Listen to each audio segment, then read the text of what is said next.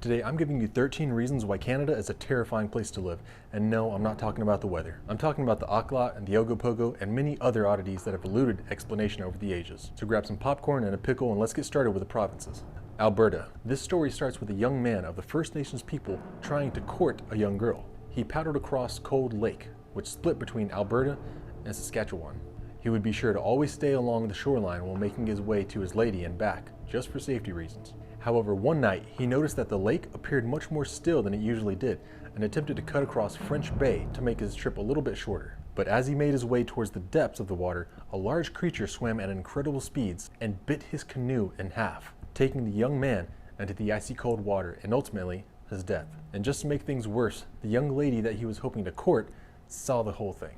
This creature is known as the Kinnasoo, and if you see one, it'll resemble a sturgeon mixed with a pike. There's some conflicting reports of what it looks like more than the other, but sturgeon are not typically hostile or carnivorous, whereas pikes are. It's said to have died battling an elk, and when you realize how huge these creatures are, I can see why. However, if this was just a product of crossbreeding, and the Kinnasoo truly was a ruthless combination of a pike and a sturgeon, then that would mean we could see another.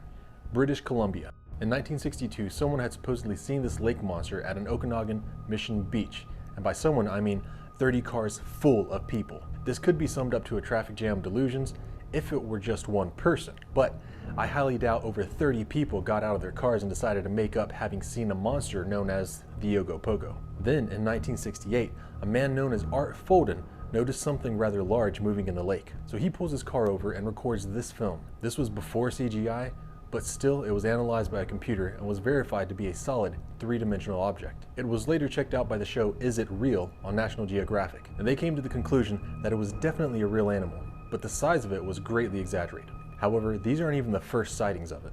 In 1872, Susan Allison was the first on record to have stated seeing the Ogopogo. Well, she was the first white settler, having come forward claiming to have had a sighting. Other of the First Nations people have claimed to have already seen this creature. Perhaps the natives are aware of things that we often brush off as hokey superstition.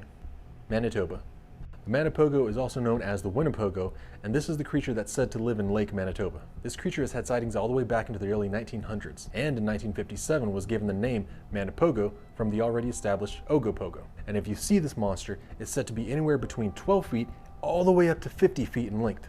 That's bigger than the largest school bus. And to make it worse, we don't know if this thing is still out there, and if it's gotten bigger since the last time it was seen, which if I'm right was all the way back into the 1960s. At least that was the last reported sighting. It's described as being a long, muddy brown body with humps that show above the water and a sheep-like head. But lastly, what adds a lot of credence to this creature is the fact that not 1 or 5 or even 10, but supposedly 17 people who were all strangers to each other had seen 3 of these beasts swimming together. Once is an accident, twice is a coincidence, but 17 people seeing a Manipogo is unnatural. New Brunswick.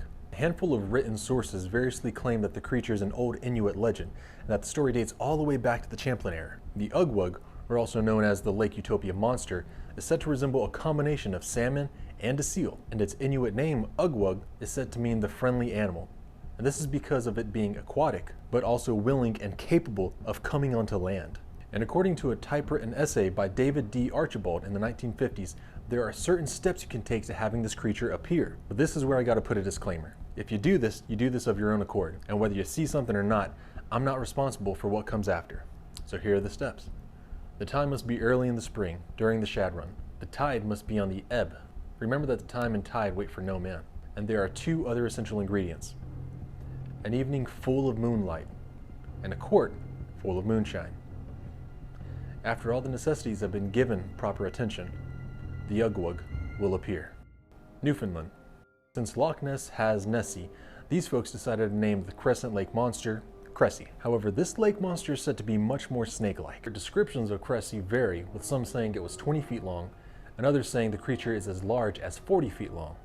A man known as Fred Parsons saw the creature in 1991, and this is what he had to say about it. It seemed to just be laying on the surface at the time I spotted it. There's no significant head as such. It's difficult to say that the head is significantly bigger than the rest of its body. Now, 2 things should also be mentioned about this lake. It has been noted as having lots of eels as well as logs. Some doubters say that Cressy is nothing more than a large eel, and that it's become a big fish story, while others say that it was just a log floating on the top of the water. However, Nicole Penny, an archivist at Memorial University's Folklore and Language Archives, says a few things. First off, she addresses the large holes found in the sheet ice of Crescent Lake, and also says these holes are often mistaken as the result of tragic snowmobile accidents.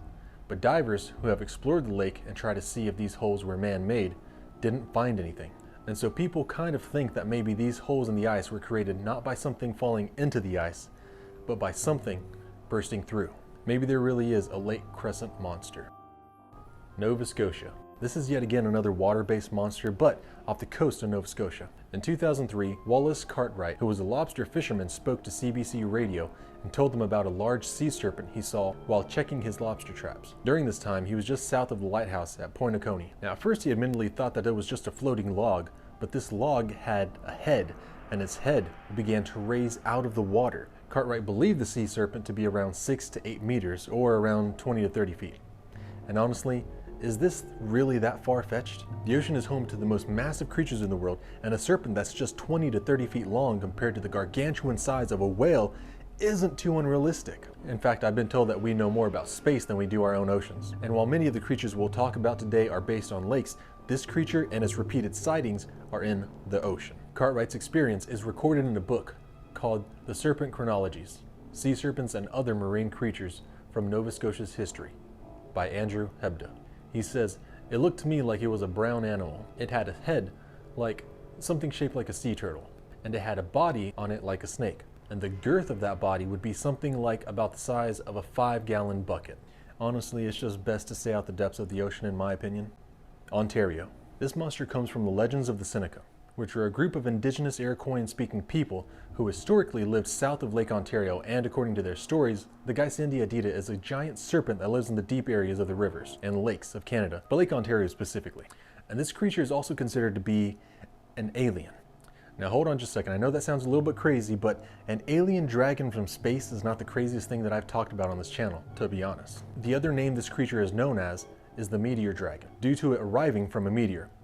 This dragon could fly on a trail of fire, and it could also spit fire, which is very similar to what we hear of in European stories. I'm sure some will just say it's the telling and retelling of these creatures, but could it really be that simple? Let me know what you think down in the comments. Prince Edward Island. Now, while this may be called a Bigfoot sighting, I think the more appropriate term would be Sasquatch, and I'll tell you why in just a minute. Now, admittedly, this footage is a little suspicious. I personally haven't looked at it in detail enough and researched the subject of it enough to say this is definitely just some guys faking a video. I personally don't want to salt anyone's name without having any substantial evidence of something. So first I'll show you the video, and then I'll explain why it's better to call this a Sasquatch than a Bigfoot.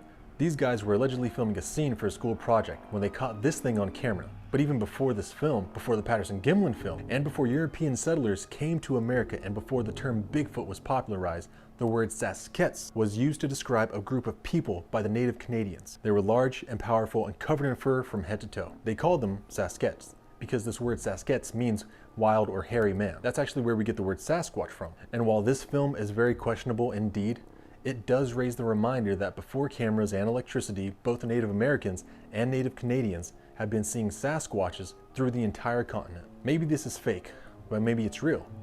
It could just be another piece of evidence for the existence of Sasquatch. Quebec.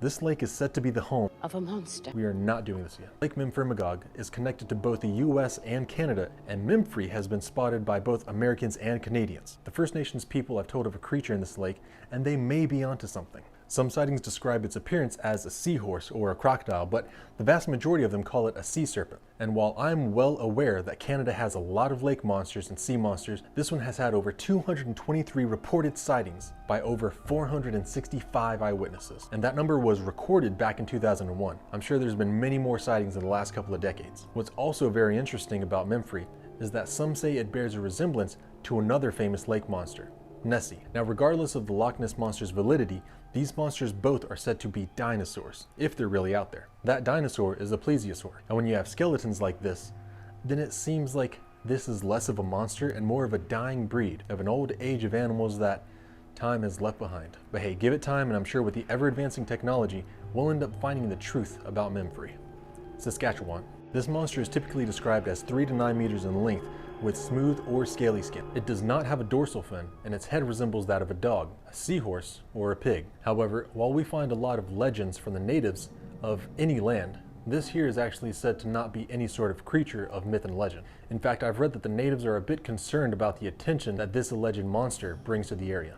They say it isn't a monster, but simply a very large sturgeon, and that it's left its home and now lives in Turtle Lake. However, some reports date back to the time when the local Cree had told stories about this creature. People would travel into its territory and vanish without a trace. So this one is still kind of up in the air. It may be an extremely large sturgeon, but others also believe this is another case of a plesiosaur being found again in one of Canada's lakes. Or perhaps it's something more, something that has eluded explanation like many of the other monsters on this list. But hey, even if it is a gigantic sturgeon, pictures like this is enough to keep me out of the waters. These guys are way too happy and comfortable with this thing.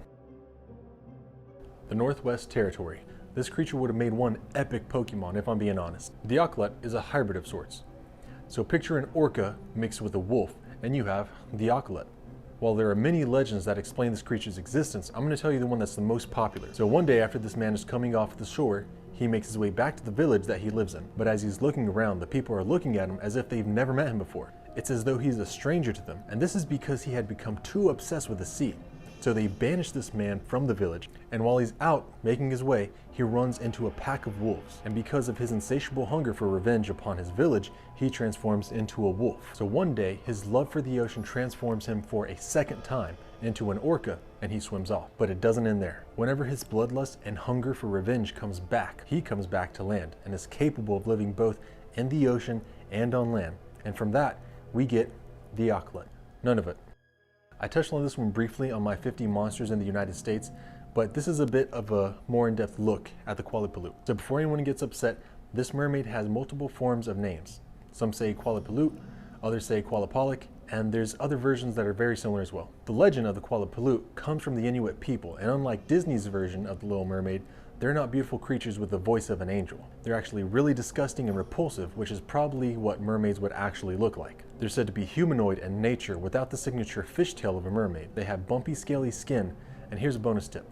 If you're out on the beach and you smell what you think may be your friend letting loose a toot, then I check the waters and the shores because they supposedly smell like sulfur, which to me smells like a toot. Another warning sign of a Qualipalut being near is the sound of humming when you're near the shore. And while many adults may hear that and be concerned about the noise, it's actually not meant for us. The Qualipalut is actually doing this to entice children to come closer to the edge so that they can snatch them up. There's a lot of information on these creatures, and if you'd like to have a dedicated video on this Arctic mermaid, then just let me know down in the comments. Yukon. Prepare for another dinosaur. Except this time, it's not a plesiosaur. The Partridge Creek monster is also known as Lemur's terrible monster, and it was depicted in a story by French writer Georges Dupuy in 1908. He details two encounters with a large beast of Partridge Creek in Yukon, and while they are often said to just be stories and that they were fictional accounts, they weren't actually published to be put in a library, but in a newspaper. And what's incredible is that several other sightings of similar creatures were also reported, but in Russia. Perhaps they're out there, but for 2 men it's a lot more than just a possibility. James Lewis Butler and Tom Lemur were hunting moose near Clear Creek when they came upon some gigantic tracks, and between the footprints they saw what appeared to be an impression of a tail being dragged. They followed the tracks, but they lost it in a rocky gorge. Later on they enlist the help of others to hunt for the creature, and at the start they were unsuccessful. But eventually they had an encounter at their campsite where they said they had a chance to observe it for about 10 minutes. Could dinosaurs still be roaming the earth?